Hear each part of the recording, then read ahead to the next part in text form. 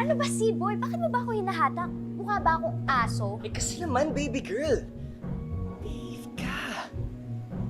Ano to? Nagsiselos ka, no? We have a deal. Remember? And you agreed to that.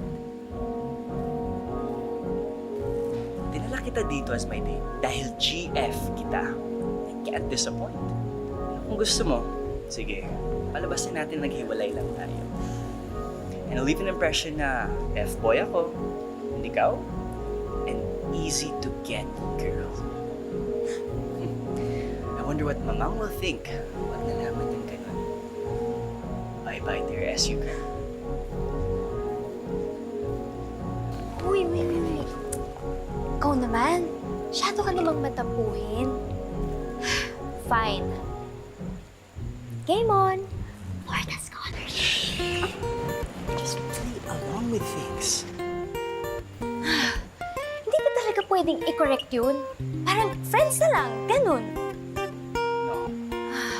Sa dami ng mga situationships ko, Mamang will just think I'm messing with my friends. Eh di kung ganun, lalong hindi believable yun dahil alam naman pala ng lola mo na loko-loko ka. So paano yun? Yun na nga. This is my chance to redeem myself and earn her trust again.